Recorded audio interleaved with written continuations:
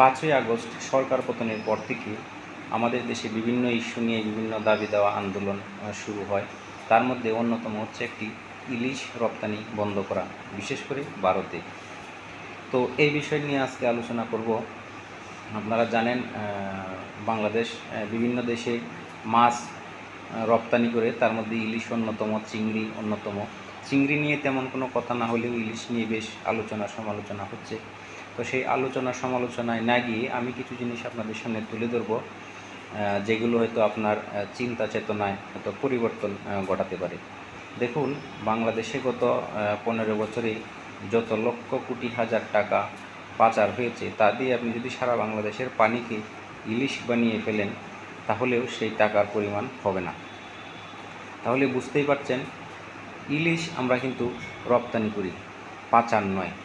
পাচার এক জিনিস, রপ্তানি এক জিনিস, অথবা কাউকে উপহার দিয়ে দেওয়া আরেক জিনিস। আমরা যদি ভারতকে উপহার দিয়ে দিতাম যে আমরা ওনাকে 500 টন ইলিশ উপহার দিলাম, সেটা ভিন্ন জিনিস, সেটা আমাদের জন্য লস। কিন্তু আমরা কিন্তু ভারতে বিক্রি করতেছি, তাও চড়া দামে।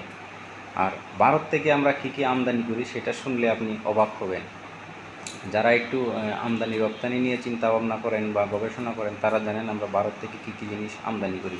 বাংলাদেশের বাজারে যদি আপনি মোটরসাইকেল বলেন, সিএনজি বলেন, 99% সিএনজি ইন্ডিয়ান।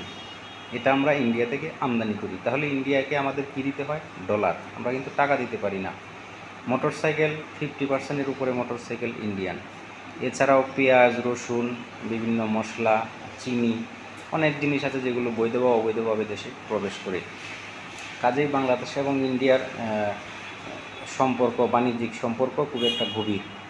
কাজে আমরা যদি ইলিশ রপ্তানি করি, চিংড়ি রপ্তানি করি, বা অন্যান্য কিছু যে কোনো জিনিস আমাদের দেশে উৎপাদিত সেটা রপ্তানি করি, তাহলে কিন্তু আমাদের ডলার ইনকাম হয়। সেই ডলার দিয়ে আমরা যে অন্যান্য জিনিস কিনি সেগুলো আমরা নিয়ে আসতে পারি। এছাড়াও আপনারা জানেন, বাংলাদেশে পৃথিবীর এখন যে জিনিসগুলো বড় নিয়ামক, যেমন তেল, বিভিন্ন খনিজ, আমাদের যে এলপিজি গ্যাস, তারপরে বিভিন্ন পেট্রোলিয়াম জাতীয় পদার্থ, লৌহ, স্টিল, এগুলো বেশিরভাগই, তারপরে আপনার সিমেন্টের যে কাঁচামাল, সেগুলো বিদেশ থেকে আমদানি করা হয়। আর আমদানি করতে লাগে ডলার। তো ডলার আমরা কীভাবে পাই? প্রবাসীরা পাঠায়, আমরা বিভিন্ন জিনিস রপ্তানি করি, তার মাধ্যমে পাই। এছাড়া কিন্তু আর ডলার আয়ের কোনো পথ নেই। কাজেই আপনি যদি আপনার দেশের কোনো জিনিস বিক্রি করেন, তার বিনিময়ে কিন্তু আপনি ডলার পাচ্ছেন।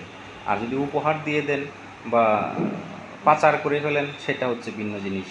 কাজেই যারা পক্ষে বিপক্ষে বলছেন ইলিশ বিক্রির, তারা একটু চিন্তা ভাবনা করবেন। সেটা ইলিশ হোক, যে কোনো ফল মূল, শাক সবজি, বা নিজের দেশের কোনো গাড়ি ঘোড়া যাই আপনি বিক্রি করেন, বিক্রি করা এক জিনিস, আর পাচার বা আপনার উপহার দিয়ে দেওয়া সেটা অন্য জিনিস। কাজে আমরা কিন্তু বিক্রি করছি না, উপহার দিচ্ছি না, আমরা কিন্তু বিক্রি করছি। তো এই জিনিসটা মাথায় রাখবেন, আমরা আবেগের বশে এমন কিছু না করি যেটা আমাদের দেশের জন্য ক্ষতিকর। তো আশা করি বুঝতে পেরেছেন। ধন্যবাদ সকলকে।